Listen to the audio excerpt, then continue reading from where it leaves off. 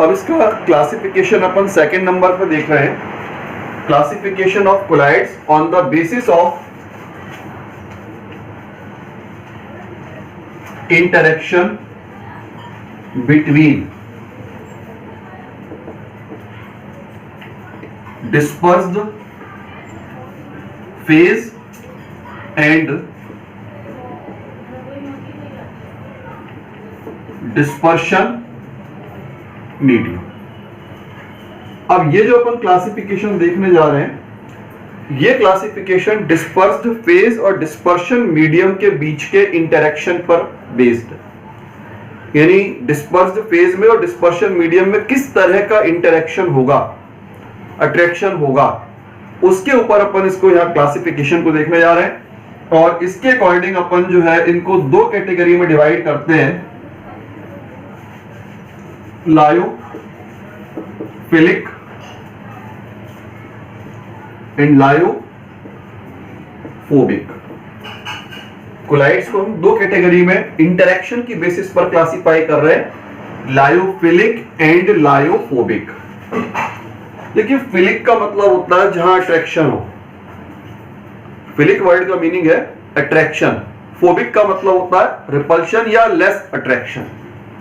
तो जहां पर आपके लायोफिलिक की बात अपन कर रहे हैं, जहां डिस्पर्स्ड फेज और डिस्पर्शन मीडियम के बीच में अट्रैक्शन स्ट्रांग होता है, वहां पर जो सॉल्व बनता है उसको अपन बोलेंगे लायोफिलिक सॉल्व। अगर डिस्पर्स्ड फेज और डिस्पर्शन मीडियम में अट्रैक्शन है और उस अट्रैक्शन के कारण से अपन उसको सिंपल मेथड से प्रिपेयर कर सकते हैं। सिंपल मेथड मतलब अपन ने मीडियम के अंदर डिस्पर्स्ड फेज को डाला, सिंपली शेक कर दिया या हल्का सा बॉईल कर दिया। तो जहां पर सिंपल मेथड से प्रिपेयर किया जा सकता है, अट्रैक्शन होता है, उसको बोला जाता है लायोफिलिक। और जहां अट्रैक्शन बहुत बहुत कम होता है या रिपल्शन होता है, जहां अट्रैक्शन बहुत ज्यादा कम है या फिर रिपल्शन है, उनको बोला जाता है लायोफोबिक। और इन लायोफोबिक सॉल्व्स को हम सिंपल मेथड से प्रिपेयर नहीं कर सकते हैं, कारण जब अट्रैक्शन है ही नहीं तो उनको मिक्स करने के लिए कुछ स्पेशल मेथड्स को वहां पर काम में लेना पड़ता है। तो अगर अपन इसमें दोनों पहला पॉइंट देखें, यहां पर लायोफिलिक में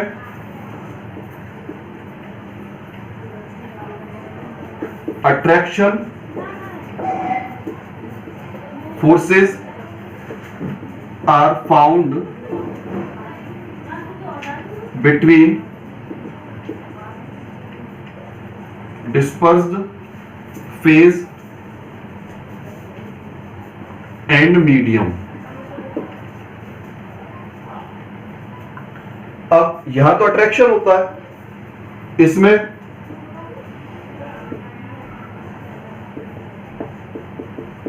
attraction forces are not found, कोई अट्रैक्शन यहां पर नहीं होता। दूसरी बात आती है, जब अट्रैक्शन होगा तो they can be prepared by simple method.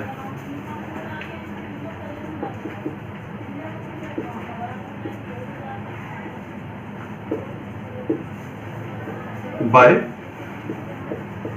Simple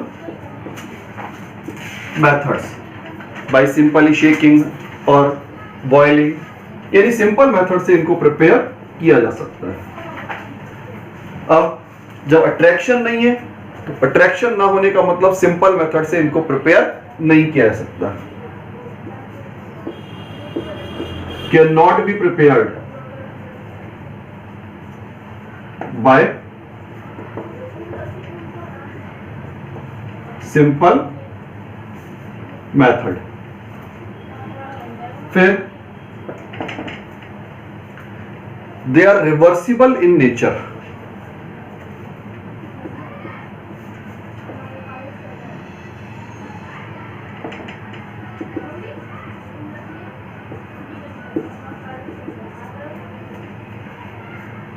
अब इनका जो नेचर होता है रिवर्सिबल होता है। रिवर्सिबल नेचर का मतलब होता है कि आपका जो कोलाइडल सॉल है, अगर कोलाइडल सॉल में से अगर अपन कोलाइडल पार्टिकल्स को अलग कर दें, किसी तरीके से हम फिल्टर करके उसमें कोलाइडल पार्टिकल को एक बार अलग कर दें, तो उन्हीं कोलाइडल पार्टिकल्स को अगर दोबारा डिस्पर्शन मीडियम में डाला जाएगा तो दोबारा से कोलाइडल सॉल्ट प्रिपेयर किया जा सकता है। अगर कोलाइडल पार्टिकल एक बार अपन ने फिल्टर करके अलग कर दिए, उन्हीं कोलाइडल पार्टिकल्स को अगर हम दोबारा मीडियम में डाल देंगे तो दोबारा से सॉल्ट प्रिपेयर हो जाएगा, मींस रिवर्सिबल नेचर। और ये होते हैं आपके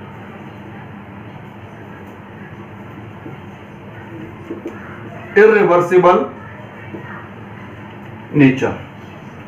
इनका तो रिवर्सिबल नेचर होता है और इनका जो है इररिवर्सिबल नेचर होता है। इररिवर्सिबल नेचर का मतलब होता है कि अगर आपने एक बार सॉल्ट प्रिपेयर कर लिया और सॉल्ट को प्रिपेयर करने के बाद अपन ने फिल्टर करके अपन ने जो उनको पार्टिकल्स को अलग कर दिया और फिर आप दोबारा से उन पार्टिकल को उसमें मीडियम के अंदर मिक्स करोगे तो फिर वो कोलाइडल स्टेट में नहीं आएंगे। अगर कोलाइडल स्टेट को रीगेन किया जा सकता है तो रिवर्सिबल, और रीगेन नहीं किया जा सकता है तो इररिवर्सिबल नेचर अपन उसका काउंट करते हैं। फिर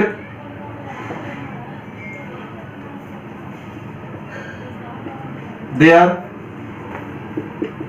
क्वाइट स्टेबल। स्टेबल होते हैं ये। अब स्टेबल क्यों होते हैं? स्टेबल होने का रीजन है attraction forces are found between them, क्योंकि दोनों के बीच में डिस्पर्स फेज और डिस्पर्शन मीडियम के बीच में अट्रैक्शन फोर्स होता है। तो उस अट्रैक्शन फोर्स की वजह से आपके जो सॉल्ट होते हैं ये स्टेबल होते हैं। और यहां पर ही आपके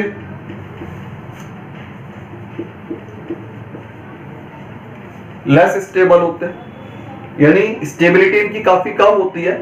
आसानी से इनके कोलाइडल स्टेट को अपन डिस्ट्रॉय कर सकते हैं, आसानी से डिस्ट्रॉय कर सकते हैं, मींस लेस स्टेबल होंगे। फिर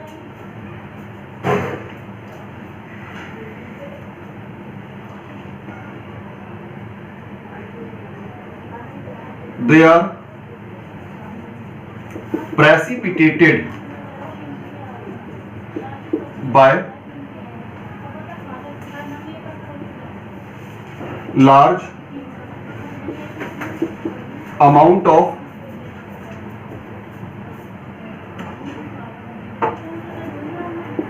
इलेक्ट्रोलाइट।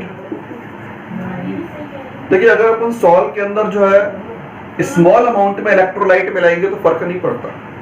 कारण अभी अपन ने बताया दे आर क्वाइट स्टेबल, ये आपके स्टेबल नेचर के होते हैं। और जब नेचर स्टेबल होता है तो स्टेबल नेचर की कंडीशन में वहां स्मॉल अमाउंट में इलेक्ट्रोलाइट से फर्क नहीं पड़ेगा। आपको इसकी कोलाइडल स्टेट को डिस्ट्रॉय करने के लिए आपको कंपैरेटिवली बड़ा अमाउंट आपको इलेक्ट्रोलाइट का मिलाना पड़ता है। अब यहां पर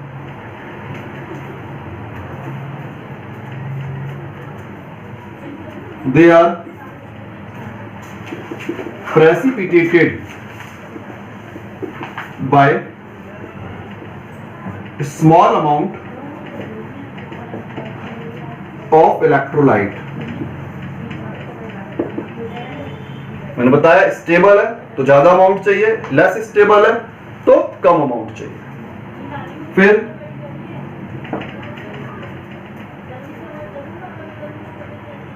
दे आर हाईली सॉल्वेटेड, और ये होते हैं आपके लेस सॉल्वेटेड। हाईली सॉल्वेटेड और लेस सॉल्वेटेड, इसका मतलब होता है जैसे ये आपका कोलाइडल पार्टिकल है तो इस कोलाइडल पार्टिकल के चारों तरफ आपके मीडियम के पार्टिकल इकट्ठे रहेंगे, यानी मीडियम पार्टिकल का और कोलाइडल पार्टिकल का डायरेक्ट कांटेक्ट बना रहता है। इसको हम यूं दिखा सकते हैं,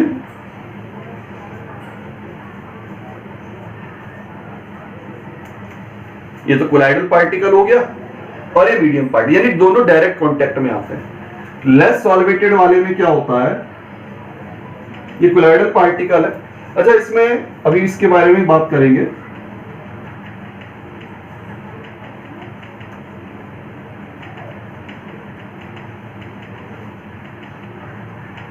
ये कोलाइडल पार्टिकल है। यहां कोलाइडल पार्टिकल एक सिंगल मॉलिक्यूल होता है, जबकि यहां पर जो कोलाइडल पार्टिकल बनता है वो छोटे छोटे मॉलिक्यूल्स के जो है जुड़ने पर बनता है, एग्रीगेशन से बनता है। तो यहां पर एक तो पार्टिकल टू पार्टिकल कांटेक्ट होता है, मॉलिक्यूल टू मॉलिक्यूल कांटेक्ट होता है, और इसके बाद जो है इसके ऊपर जो है एक यहां पर स्टेबलाइजिंग एजेंट की लेयर होती है। मैंने बताया था कि आपके जो लायोफोबिक नेचर के होते हैं, लेस स्टेबल होते हैं। तो जब ये लेस स्टेबल होते हैं तो लेस स्टेबल होने के कारण से इनको स्टेबिलिटी प्रोवाइड कराने के लिए स्टेबलाइजिंग एजेंट की रिक्वायरमेंट होती है। जैसे मैंने भी आपको एक बताया था, मिल्क का एग्जांपल दिया था। मिल्क में मेन वाटर होता है, वाटर में फैट मिक्स होता है। अगर अपन फैट को और वाटर को डायरेक्ट मिक्स करेंगे तो मिक्स नहीं होगा, लेकिन मिल्क के अंदर जो मिक्सिंग होती है वो प्रोटीन की वजह से हो पाती है। तो प्रोटीन वहां पर एक स्टेबलाइजिंग एजेंट या इमल्सिफाइंग एजेंट का काम करता है। तो यहां पर स्टेबिलिटी प्रोवाइड कराने के लिए अपने को एक तो स्टेबलाइजिंग एजेंट की रिक्वायरमेंट होती है, और जब स्टेबलाइजिंग एजेंट आ जाएगा तो वो स्टेबलाइजिंग एजेंट इसके चारों तरफ लेयर बनाएगा। जब स्टेबलाइजिंग एजेंट चारों तरफ लेयर बना लेगा तो ऐसी कंडीशन में कोलाइडल पार्टिकल का और मीडियम के पार्टिकल का डायरेक्ट कांटेक्ट खत्म हो जाता है। भाई इनमें रिपल्शन होता है, अगर रिपल्शन रहेगा तो फिर कोलाइड स्टेबल कैसे हो सकता है? तो मीडियम के पार्टिकल और कोलाइडल पार्टिकल दोनों के बीच में कोई तीसरा पार्टिकल आएगा और वो तीसरा पार्टिकल इनके रिपल्शन को खत्म कर देता है, जिसके कारण से हम कह सकते हैं लेस सॉल्वेटेड, और यहां डायरेक्ट कांटेक्ट होता है इसलिए अपन उसको बोल सकते हैं हाईली सॉल्वेटेड। फिर इसमें एक पॉइंट इसी से निकल के आता है, यहां स्टेबलाइजिंग एजेंट बताया, इसमें किसी स्टेबलाइजिंग एजेंट की रिक्वायरमेंट नहीं होगी। No any stabilizing agent is required। किसी स्टेबलाइजिंग एजेंट की कोई रिक्वायरमेंट यहां पर नहीं होती। फिर यहां पर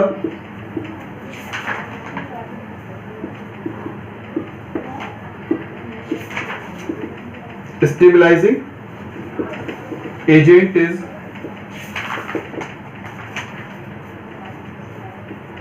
रिक्वायर्ड। यहां स्टेबलाइजिंग एजेंट कंपलसरी है, नहीं तो सॉल्व आपका स्टेबल नहीं हो सकता। फिर इसके बाद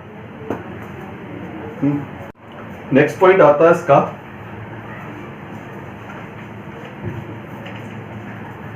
they are मैक्रोमोलिक्यूलर collides.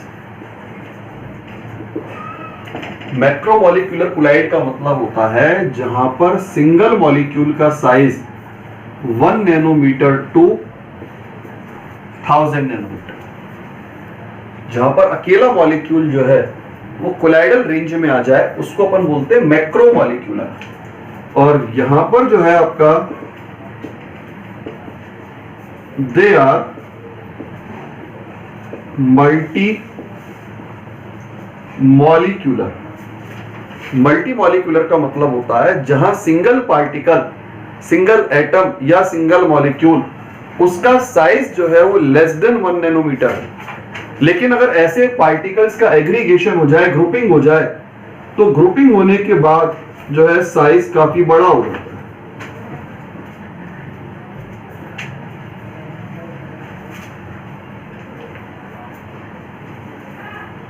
Single particle तो रहेगा लेस देन 1 नैनोमीटर, लेकिन पार्टिकल की ग्रुपिंग होने के बाद जब इसमें आपके कई सारे पार्टिकल से कलेक्शन जब हो जाता है तो एक बड़े साइज का पार्टिकल प्रोड्यूस होता है, उसके इसी कारण से हम इसको बोलते हैं मल्टी मॉलिक्यूलर कोलाइड। इसके बाद आपका नेक्स्ट पॉइंट आता है, इसमें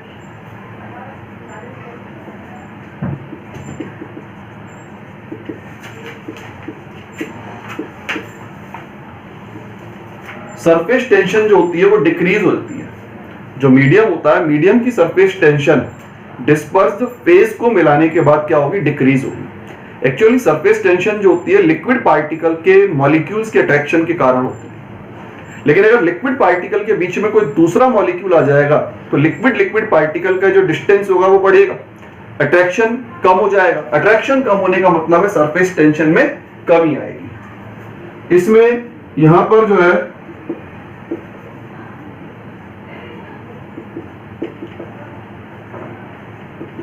surface tension remains almost same. Surface tension करीब करीब सेम रहता है, कोई फर्क उसमें खास नहीं होता है। क्यों नहीं होता है? क्योंकि डिस्पर्स फेज में और डिस्पर्शन मीडियम में किसी तरह का कोई अट्रैक्शन यहां पर अवेलेबल नहीं। इसके बाद में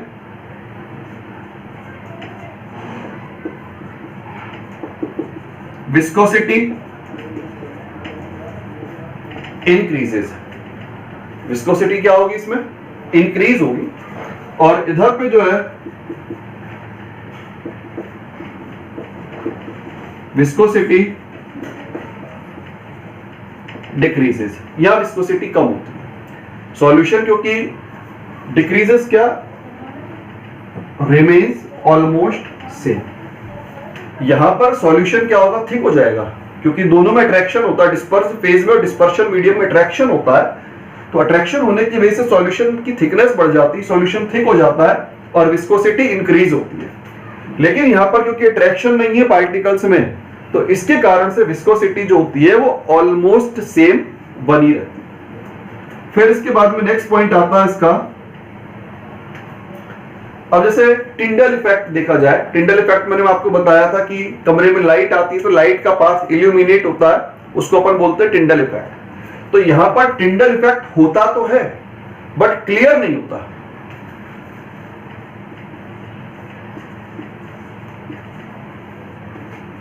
effect is not so clear. होगा बट क्लियर नहीं होगा। लेकिन यहां पर क्या होगा?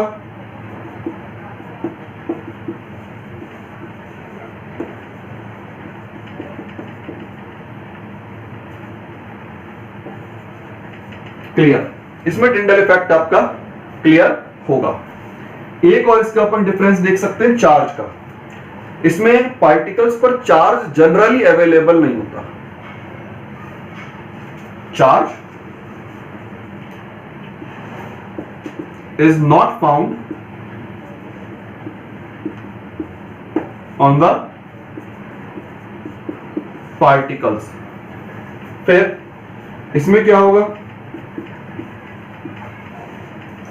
Charge is found.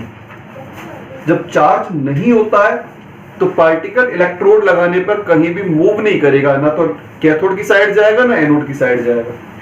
और यहां पर पार्टिकल की सरफेस पर क्या होता है? चार्ज होता है। और जब पार्टिकल की सरफेस पर चार्ज होगा तो चार्ज होने की कंडीशन में आपका पार्टिकल जो होगा, अगर पॉजिटिव चार्ज है तो कैथोड की डायरेक्शन में मूव करता है, नेगेटिव चार्ज है तो वो एनोड की डायरेक्शन में मूव करता है। तो इस तरह से अपन यहां पर लायोफिलिक को और लायोफोबिक के डिफरेंस को देख सकते हैं। अच्छा एग्जांपल और देख लीजिए अपन इसके। लायोफिलिक में एग्जांपल अगर अपन ले, स्टार्च, एल्बुमिन, गम, जिलेटिन, इनका सॉल्ट जो होता है वो हमेशा लायोफिलिक होता है। और किसी भी मेटल का, मेटालिक ऑक्साइड का, हाइड्रोक्साइड का जो सॉल्ट होता है वो हमेशा ही लायोफोबिक होता है। For example Fe, Ag, Au या फेरिक ऑक्साइड या आपका आर्सेनियस सल्फाइड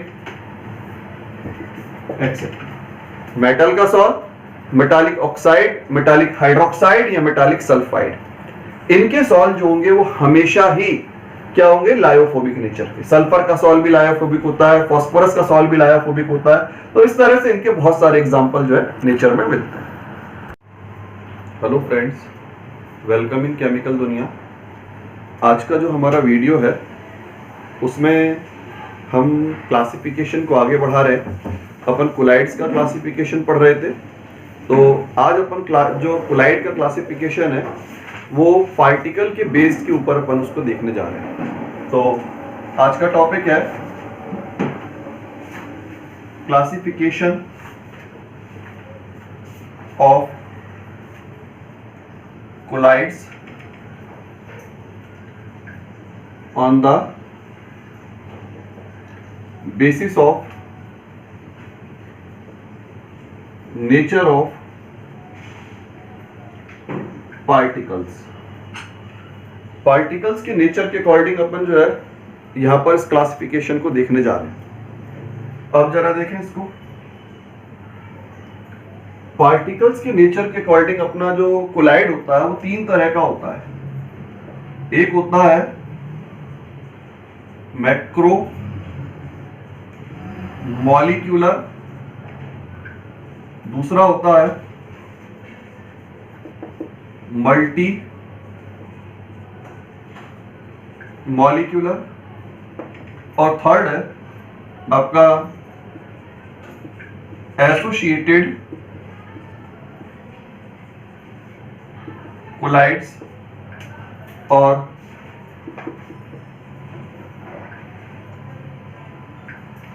मिसाइल्स। तो इस तरह से अपन यहां पर पार्टिकल के नेचर के अकॉर्डिंग इनको macromolecular colloid, multi molecular colloid और एसोसिएटेड कोलाइड और मिसाइल्स में इसको क्लासिफाई करते हैं। देखिए, मैक्रोमोलिकुलर कोलाइड का मतलब होता है जहां अकेला पार्टिकल, सिंगल पार्टिकल का साइज 1 नैनोमीटर टू 1000 नैनोमीटर की रेंज का हो, यानी किसी दूसरे पार्टिकल के जुड़े बगैर ही कोलाइडल साइज यहां पर अवेलेबल हो। कोई दूसरा मॉलिक्यूल अटैच नहीं हो रहा है, केवल सिंगल मॉलिक्यूल है, और उस सिंगल मॉलिक्यूल का जो साइज है यहां पर 1 नैनोमीटर से लेकर के 1000 नैनोमीटर की रेंज का है। और इस तरह के जो कोलाइड्स होते हैं जनरली पॉलीमर नेचर के होते हैं।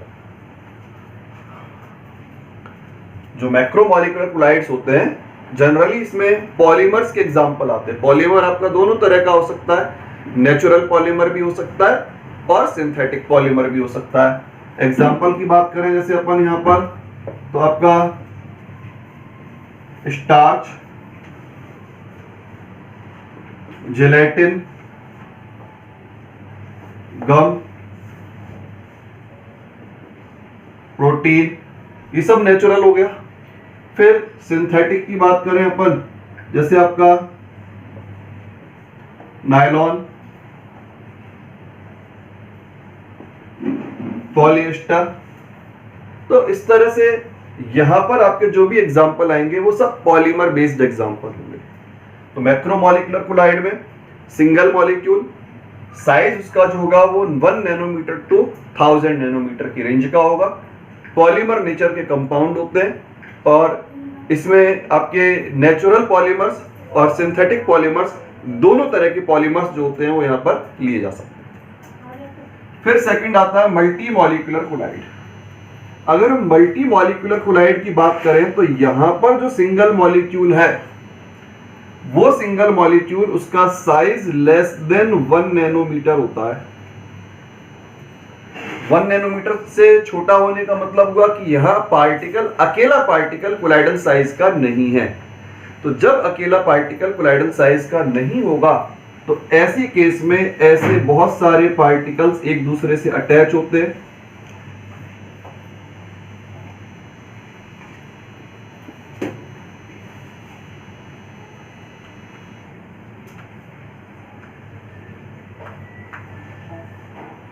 और एक बड़े कोलाइडल पार्टिकल को प्रिपेयर करते हैं। सिंगल पार्टिकल का साइज तो ट्रू सॉल्यूशन वाला पार्टिकल है, लेकिन जब इसमें ऐसे बहुत सारे पार्टिकल आपके attraction forces, normally van der Waals attraction force होता है, तो वंडरवाल अट्रैक्शन फोर्स के थ्रू जब ये पार्टिकल एक दूसरे के साथ ग्रुपिंग करते हैं तो उस ग्रुपिंग से, उस एग्रीगेशन से जो है साइज जो क्रिएट होता है वो 1 नैनोमीटर टू 1000 नैनोमीटर की रेंज का साइज क्रिएट हो जाता है।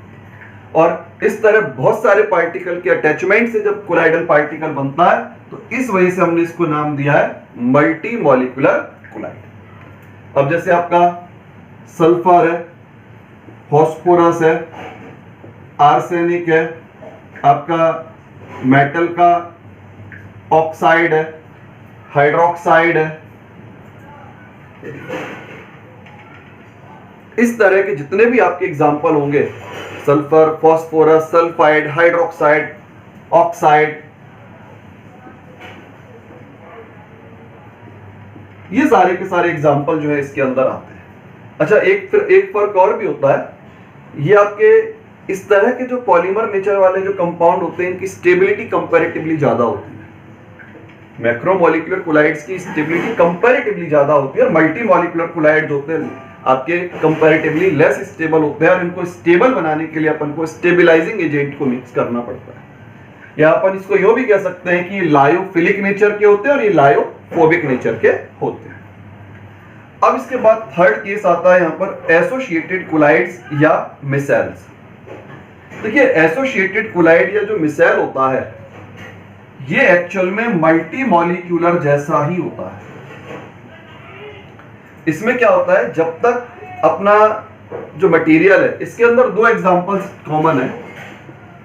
एक तो होता है सोप और दूसरा एग्जांपल होता है डिटर्जेंट। जब तक कंसंट्रेशन लो कंसंट्रेशन है, अगर कंसंट्रेशन की वैल्यू कम है तब तक तो आपका जो सॉल्यूशन है वो आपका as a true solution at low concentration solution is true.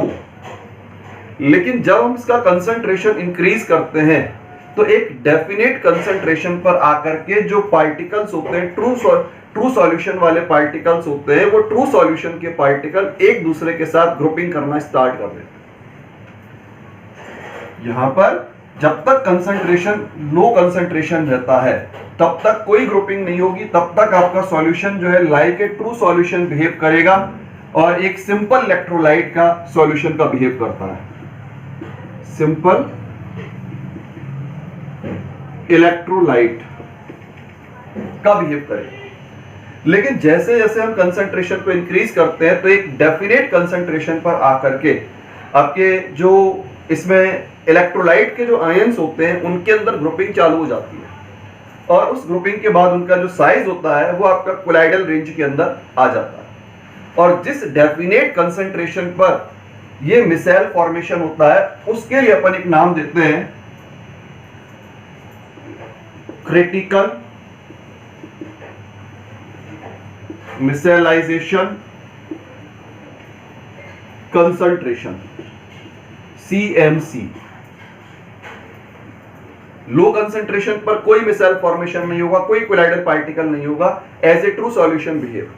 Concentration बढ़ते बढ़ते एक डेफिनेट कंसंट्रेशन पर आपके आयंस की ग्रुपिंग चालू हो जाती है, पार्टिकल्स की ग्रुपिंग चालू हो जाती है और उस ग्रुपिंग के बाद आपका जो ट्रू सॉल्यूशन था वो आपका कोलाइडल सॉल्यूशन में कन्वर्ट हो जाता है। और जो पार्टिकल्स यहां पर प्रोड्यूस होते हैं उन पार्टिकल्स को अपन बोलते हैं यहां पर मिसेल। और जिस कंसंट्रेशन पर, जिस मिनिमम कंसंट्रेशन पर मिसेल फॉर्मेशन होता है उस कंसंट्रेशन को नाम दिया जाता है क्रिटिकल मिसेलाइजेशन कंसंट्रेशन, जिसको अपन CMC के थ्रू रिप्रेजेंट करते हैं। अच्छा, मिसेल फॉर्मेशन के लिए एक कंडीशन और भी आती है टेम्परेचर की। मिसेल फॉर्मेशन हमेशा एक डेफिनेट टेम्परेचर के ऊपर ही होता है और उस डेफिनेट टेम्परेचर को बोला जाता है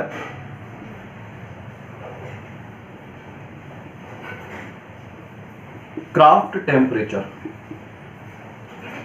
KRAFT, Kraft temperature. Micelle formation जिस डेफिनेट टेम्परेचर के ऊपर होगा वो डेफिनेट टेम्परेचर आपका जो है क्राफ्ट टेम्परेचर के नाम से जाना जाता है। तो इस तरह से अपन ने यहाँ पर मैक्रोमोलिकुलर, मल्टीमोलिकुलर और एसोसिएटेड कोलाइड्स को यहाँ पर पढ़ा।